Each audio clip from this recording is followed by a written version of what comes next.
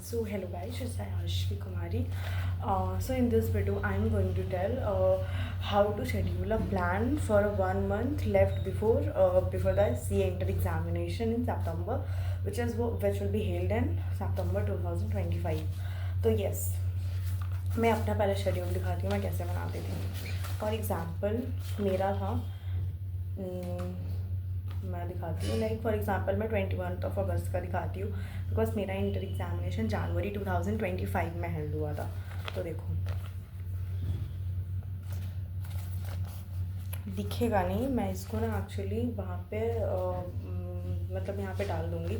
For example मैंने लिखा था मतलब पहले तो शेड्यूल बना लो फॉर 1 मंथ बिकॉज अब बस 1 महीना बाकी है. जुलाई तक जितना भी पेंडिंग है, जितना भी कुछ भी है, सब कुछ कंप्लीट करो एंड देन अगस्त के लिए एक रिवीजन प्लान शेड्यूल बनाओ. और ऐसा होना चाहिए कि आपको पता होना चाहिए कि आपको क्या क्या पढ़ना है इन अगस्त का हर कुछ पता होना चाहिए कि आपको 1 अगस्त में क्या करना है, 2 अगस्त में क्या करना है, 3 अगस्त में क्या करना है, 4 अगस्त में क्या, एंड स्टिक टू दैट. ऐसा नहीं कि बहुत सारा लिख दिए, थोड़ा सा लिखना बट उसको पूरा कवर करके ही सोना.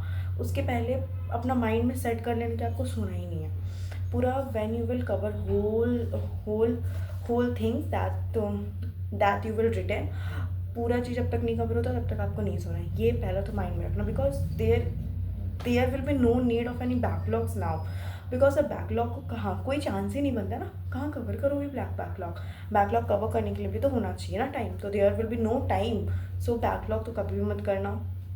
सेकेंड, जैसे फॉर एग्जांपल आप अगस्त में रिवीजन स्टार्ट कर रहे हो, जुलाई में आपका रिवीजन हो गया फॉर अ रिवीजन स्टूडेंट. जुलाई में आप अच्छे से ये कर लो जितना भी पेंडिंग है और कुछ कुछ जो बाकी है वो सबको एक बार कवर करो. फिर अगस्त में प्रॉपर एक रिवीजन शेड्यूल बनाओ, उसमें MTP भी लिख लेना.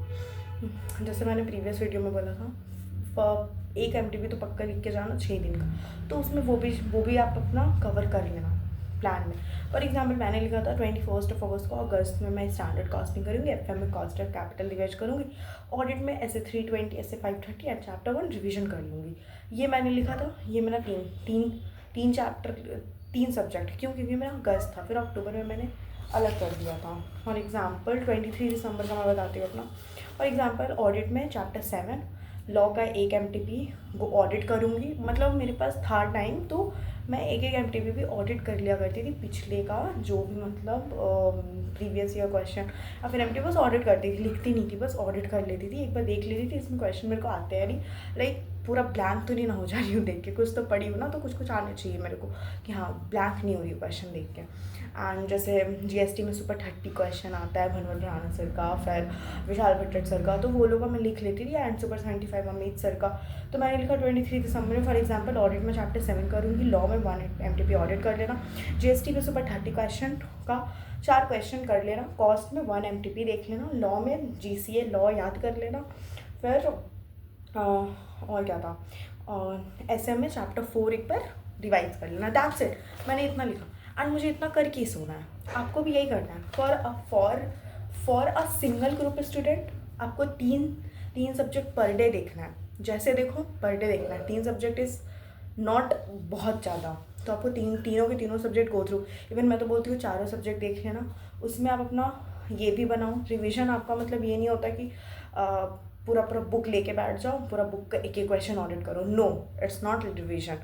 आपको फॉर एग्जाम्पल अमलगमेशन में आपको ऑलरेडी बुक मिला होगा, किसी का भी बुक उठा लो, सॉरी नितिन गोयल सर का या फिर जिससे भी आप लियो उनका बुक उठाओ, अमलगमेशन का चैप्टर निकालो, अमलगमेशन को पहले रिवाइज करो खुद से उसमें क्या क्या है. जैसे उसमें नेचर ऑफ परचेज है, नेचर ऑफ मर्जर है.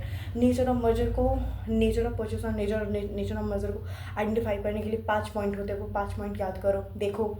उसके बाद फिर उसके बाद आ जाओ क्वेश्चन प्रैक्टिस में. पहले इससे पूरा के पूरा रिवाइज करो, फिर क्वेश्चन प्रैक्टिस पे जंप करो. क्वेश्चन प्रैक्टिस में क्या करना है, फॉर एग्जाम्पल 40 क्वेश्चन है उनके पूरे के पूरे बुक में. तो 40 क्वेश्चन में आपको पहले के फॉर एग्जांपल मैं नितिन गोयल सर का बुक का देखी थी, तो असाइनमेंट क्वेश्चन प्रैक्टिस क्वेश्चन के दोनों सेम होते हैं. तो मैं असाइनमेंट क्वेश्चन को कोई क्वेश्चन जो बहुत लंबा है, बहुत हार्ड है, बहुत ट्रिकी लग रहा है, देख कर ही लग रहा है कि भाई ये तो बहुत हार्ड क्वेश्चन, उसी को बनाओ. क्योंकि जितना लंबा, जितना हार्ड क्वेश्चन और जितना ट्रिकी क्वेश्चन बनाओगे वो तुम्हारा कवर कर लेगा major part of adjustment.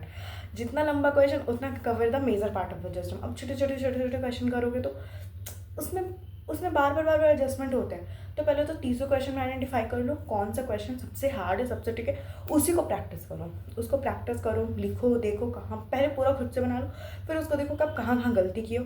Balance sheet नहीं भी मैच होता, इट इज़ ओके, ठीक है। पूरा का पूरा बना लिया, वो क्वेश्चन प्रैक्टिस कर लिए। अब वो क्वेश्चन करने के बाद हर क्वेश्चन को मत देखना, हर क्वेश्चन को बस ऊपर ऊपर से देख लो, ऑडिट करो कि हाँ ये वाला एडजस्ट मैंने इसमें बना लिया तो ये मेरा हो जाएगा। बट एक क्वेश्चन बस नहीं करना, ऐसा तुम 3 4 5 6 8 क्वेश्चन, मैक्सिमम 8 9 क्वेश्चन हाथ से निकाल लेना आंसर। क्योंकि निकाल लोगे तो जब आप एग्जाम में बैठते हो उस टाइम आपको चीज़ें नहीं लगती, हाथ रुक नहीं जाते, हाथ चलते रहते। इसीलिए 8 9 क्वेश्चन 10 क्वेश्चन एटलीस्ट हाथ से प्रैक्टिस कर लेना, ठीक है। ऐसे करना है। अब ऐसे लिख देना, अमलगमेशन आज रिवाइज करना है, इतना क्वेश्चन ये ऐसे करना है। अगर अमलगमेशन को 2 दिन देना है 2 दिन दे दो, ऐसा नहीं है कि नहीं दे सकते हो। तो अगस्त में ऐसे आपको प्लान बनाना है, हर कुछ लिखना है। मतलब बुक, पेपर, शेड्यूल सब एक्सेल शीट में बनाते हैं, मैं पेपर में बनाती थी। तो लिखोगे जब, उसके पहले लिख लेना, प्लीज़ पढ़ लो। तो सिर्फ अगस्त बाकी है, उसके बाद आपका रैया पार भगवान जी लगवा सकते हैं। तो ये यहाँ पे लिख लेना, मैंने लिखा था बस 10 दिन बाकी है दिसंबर में, प्लीज़ पढ़ लो 13 आवर प्लस, तो लंका लग जाएगा वरना। तो मैंने ये लिखा था अपने आप को मोटिव, तो ऐसे मैं लिखती थी एंड मैं फिर इसको टिक करती थी। मैं इसका डाल दूँगी फोटोज़। तो आपको ऐसे शेड्यूल बनाना है पूरा अगस्त का फॉर अ रिवीजन स्टूडेंट, जो रिवीजन करने वाले फेज पर।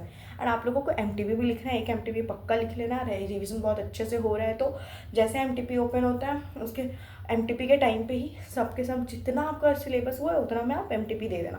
आपको उससे पता चल जाएगा आप कहाँ लैग कर रहे हो। फिर उसको छोड़ के एमटीपी करने के बाद एमटीपी को एनालाइज करने के बाद आपको फिर से रिवीजन पार्ट में जाना। तो आपको ऐसे करना, मतलब अगस्त तक का पूरा आपको शेड्यूल पता होना चाहिए। अब आ जाते हैं उनका जिनका अभी तक सिलेबस ही नहीं हुआ है या सिलेबस अभी बाकी है। तो मैंने पहले ही बोला था जुलाई तक सिलेबस कंप्लीट करो। अब आप लोग का रिवीजन कैसे, आप लोग का रिवीजन का पार्ट अलग होगा।